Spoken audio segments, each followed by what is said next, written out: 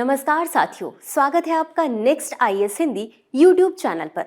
आज का हमारा जो टॉपिक है वो है two slab structure to replace 5 to 28% रेट्स। PM Modi announce in Independence Day speech, यानी कि 15 अगस्त को पीएम मोदी ने भाषण दिया और उसमें ये कहा कि अब तक वर्तमान में 4 टैक्स स्लैब है, अब इनको हटा करके 2 स्लैब करने की घोषणा की गई है। इसी के साथ इन्होंने ये भी कहा है कि PM promises next generation reform as part of double Diwali gift, यानी कि ये जो इन्होंने भाषण दिया है, जो फैसला सुनाया वो एज अ दिवाली गिफ्ट उन्होंने दिया है। अब आगे बढ़ते हैं और देख लेते हैं सबसे पहले कि इस पूरे एपिसोड में हम किन किन मुद्दों पर बात करेंगे। सबसे पहले जानेंगे चर्चा में क्यों है, फिर देखेंगे वर्तमान टैक्स स्लैब क्या है, उसके बाद हम ये भी जानेंगे कि प्रस्तावित स्लैब में क्या क्या कहा गया है, ये जो प्रस्तावित स्लैब है उससे किन किन वस्तुओं पर इनका असर देखने को मिलेगा, साथ ही जो टैक्स स्लैब चेंज करने की बात की गई है उसका आर्थिक और सामाजिक प्रभाव क्या होगा, और ये जो स्लैब है वो कब से लागू होने की बात की गई है। और इसी के साथ अंत में देख लेंगे एक अभ्यास प्रश्न को जिसका उत्तर आपको कमेंट बॉक्स में देना होगा। तो आज का जो हमारा पूरा टॉपिक है वो आपकी जीएस पेपर 3 यानी इकोनॉमी से रिलेटेड है, तो इस लिहाज से ये टॉपिक बेहद महत्वपूर्ण है। तो चलिए सबसे पहले देख लेते हैं न्यूज के बारे में। जैसा कि हमने आपको बताया है कि 15 अगस्त 2025 को पीएम मोदी ने भाषण दिया है और उसमें ये कहा है कि जीएसटी स्लैब कम करने की घोषणा की है, यानी अब तक जो जीएसटी स्लैब 4 थी उसको अब 2 करने की बात कही गई है और 2 में 5% और 18% का स्लैब रखने की घोषणा की गई है। तो अब समझ लेते हैं कि वर्तमान में जो टैक्स स्लैब है वो कौन कौन से हैं। सबसे पहले 0% यानी उपभोक्ता मूल्य टोकरी, जिसमें कि आपके खाद्य पदार्थ आते हैं, जिनमें सब्जियां आती हैं, उस पर 0% टैक्स लगता है। उसके बाद आता है हमारा 5% का टैक्स स्लैब, जिसमें आम उपभोग की वस्तुएं जैसे मसाले, तेल, ये सारी चीजें, इन पर जो है वो आपका 5% का टैक्स लगता है। अब 12% टैक्स स्लैब में देखें तो प्रोसेस्ड फूड आते हैं, इनमें जो हमारे प्रोसेस्ड फूड है जैसे नमकीन हो गए, बिस्किट हो गए, स्नैक्स, वो सारे हमारे 12% उन पर टैक्स लगता है। अगर 18% की बात करें तो इसमें साबुन, तेल, टूथपेस्ट, रेफ्रिजरेटर, स्मार्टफोन, यानी कि रोजमर्रा के जीवन में हमारे जो काम आने वाली चीजें हैं वो आती हैं। साथ ही आपके जो रेफ्रिजरेटर और स्मार्टफोन भी आता है, इन पर आपका 18% का टैक्स लगता है।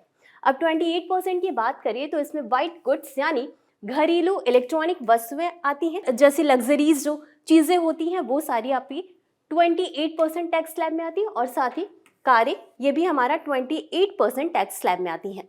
इसके साथ कुछ ऐसे प्रोडक्ट भी हैं जिनमें 28% टैक्स लगता है, साथ ही उन पर सेस चार्ज भी लगता है। अब ये क्या है, इनमें है लग्जरी कारें, पान मसाला, तंबाकू और पेय पदार्थ जो होते हैं अल्कोहल वगैरह, उस पर आपका जो है कि 28% प्लस सेस चार्ज लगता है। और अगर हम देखें तो जो हमारी अर्थव्यवस्था है उस पर जो राजस्व का हिस्सा है यहाँ से सबसे ज्यादा आता है, इस वजह से इस पे टैक्स स्लैब लगना जरूरी भी है।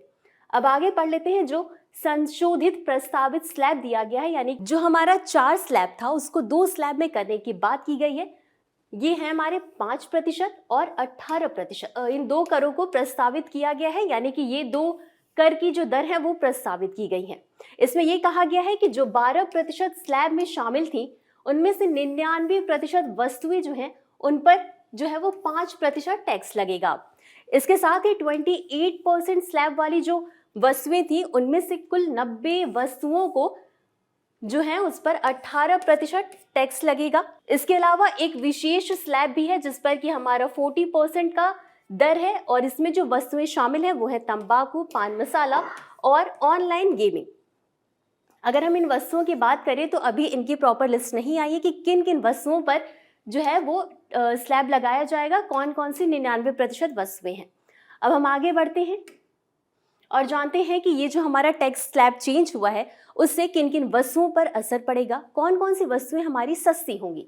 तो सबसे पहले हम देख लेते हैं 5% वाले, जिसमें आपकी दैनिक उपयोग की वस्तुएं आती हैं, यानी कि रोजमर्रा के जीवन में आप जो भी चीजें यूज करते हैं, आपकी जो डेली की जरूरतें होती है, जिसमें टूथपेस्ट हो गया, स्नैक्स हो गए, दूध हो गए और उससे बने जो उत्पाद होते हैं, घी, मक्खन, इन सब पर अब जो है वो 5% का टैक्स लगाया जाएगा। इससे क्या होगा कि आम जो लोग हैं, जो मिडिल क्लास फैमिली है, उनके लिए इन तक पहुंचना बहुत आसान हो जाएगा। क्योंकि जब इसमें 5% टैक्स लगेगा तो कीमतों में गिरावट देखने को मिलेगी, जिससे कि आम जन की ये पहुंच में आ जाएगा।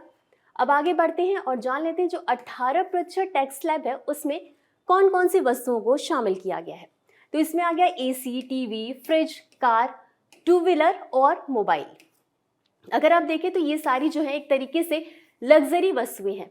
अगर हम मिडिल क्लास फैमिली की बात करें तो उनके लिए ये सारी वस्तुएं खरीदना थोड़ा सा मुश्किल होता है, क्योंकि इस पर टैक्स रेट भी बहुत ज़्यादा लगता था और इनकी प्राइसिंग जो है वो बहुत ज़्यादा थी। अब इन पर जो टैक्स रेट है वो आपका 18% कर दिया गया है। इससे क्या होगा कि इस पर जो इनकी कीमतें थी उनमें गिरावट आएगी और मिडिल क्लास फैमिली भी इन सारी चीज़ों को आसानी से खरीद सकती है। तो आप देख सकते हैं घरेलू इलेक्ट्रॉनिक उपकरण और वाहनों पर जो है कि 18% टैक्स लगेगा। उपभोक्ता इन महंगी वस्तुओं को आसानी से खरीद सकेंगे। इससे क्या होगा कि ये जो हमारा ये वाला सेक्टर है उसको बढ़ावा मिलेगा, जिसका अर्थव्यवस्था पर सकारात्मक प्रभाव देखने को मिलेगा। अब आगे देख लेते हैं, छोटी कारों पर पहले जीएसटी में 28% टैक्स लगता था, लेकिन अब इस पर 18% ही टैक्स लगेगा। इसमें भी कम डीजल वाली और छोटी कार जो है उनको 18% टैक्स स्लैब में रखा जाएगा।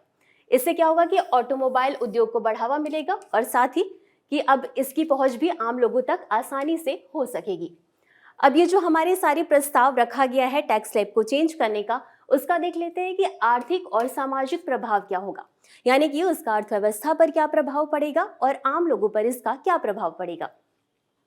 सबसे पहले तो टैक्स चुकाने और नियमों का पालन करना आसान होगा, क्योंकि अभी तक 4 स्लैब थे तो लोगों को नियम फॉलो करने में बहुत परेशानी होती थी। ये जानना बहुत मुश्किल होता था कि किस टैक्स स्लैब में उनको कितना टैक्स लगेगा, लेकिन अब 2 ही टैक्स स्लैब है तो लोगों को अब नियम जो है वो आसानी से समझ में आएंगे और वो आसानी से जो टैक्स है वो चुका सकेंगे। इसके साथ ही उपभोग बढ़ेगा। जाहिर सी बात है, अगर टैक्स कम हो रहा है तो हर एक सेक्टर पर इसका प्रभाव पड़ेगा, कीमतों में गिरावट आएंगी। तो इससे क्या होगा कि इससे उपभोग में वृद्धि देखने को मिलेगी और इसका परिणाम सीधे सीधे हमारी अर्थव्यवस्था पर पड़ेगा, क्योंकि अगर किसी चीज का प्रोडक्शन बढ़ रहा है तो उसका रिजल्ट हमें देखने को मिलेगा। साथ ही गरीब, मध्यम वर्ग और एमएसएमईज के लिए भी कर में राहत मिलेगी।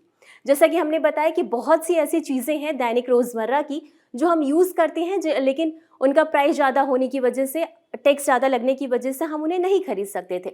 लेकिन अब जो गरीब और मध्यम परिवार के लोग हैं उनकी जो है पहुंच इन जगहों तक हो पाएगी, जिसकी वजह से सबसे सीधा फायदा जो है वो गरीब और मध्यम वर्ग के लोगों पर ही देखने को मिलेगा।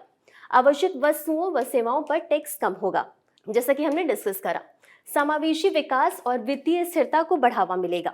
वित्तीय स्थिरता को बढ़ावा मिलेगा यानी कि जो हमारा टैक्स कम हुआ है उससे अर्थव्यवस्था पर सकारात्मक प्रभाव पड़ेगा, ग्रोथ होगी और साथ ही समावेशी विकास होगा, यानी कि इसका विकास, इसमें सभी लोगों को, सारे वर्ग के लोगों को शामिल किया गया है, इसलिए सीधे तौर पर इसका समावेशी विकास देखने को मिलेगा। अल्पकालिक राजस्व गिरावट आर्थिक विकास से पूरी होगी, यानी कि स्टार्टिंग में ये जो टैक्स स्लैब हुआ है, जाहिर सी बात है कि इसका सरकार के राजस्व पर गिरावट देखने को मिलेगा, लेकिन ये अल्पकालिक समय के लिए, निश्चित तौर पर भविष्य में इसका इजाफा ही देखने को मिलेगा हमारी अर्थव्यवस्था पर।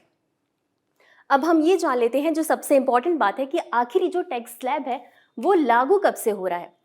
तो ये जो हमारी प्रधानमंत्री ने बात रखी है इसे लागू करने की, तो इसके लिए सबसे पहले जीएसटी काउंसिल की मंजूरी अनिवार्य होगी, यानी कि जब तक जीएसटी काउंसिल इसकी मंजूरी नहीं देता है तब तक ये टैक्स स्लैब पारित नहीं होगा।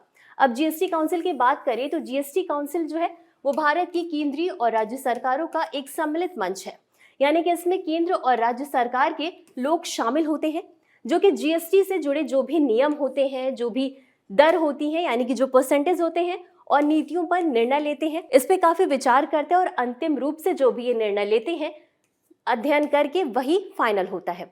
संभावना ऐसी जताई जा रही है कि उन्होंने कहा है कि डबल दिवाली का गिफ्ट है ये, तो अक्टूबर माह तक ये जो है लागू होने की संभावना जताई जा रही है।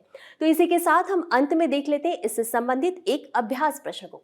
प्रश्न है, जीएसटी के वर्तमान स्लैब कौन कौन से हैं, यानी वर्तमान में जो स्लैब हैं जीएसटी के वो कौन कौन से हैं। ए 5%, 12%, 18%, 28%, बी 0%, 5%, 10%, 20%, सी 5%, 10%, 15%, 25%, या डी 4%, 8%, 12% और 16%। तो इस प्रश्न का उत्तर आपको कमेंट बॉक्स में जरूर देना है। मिलते हैं अगले एपिसोड में इसी तरह की किसी नई वीडियो के साथ। तब तक के लिए धन्यवाद।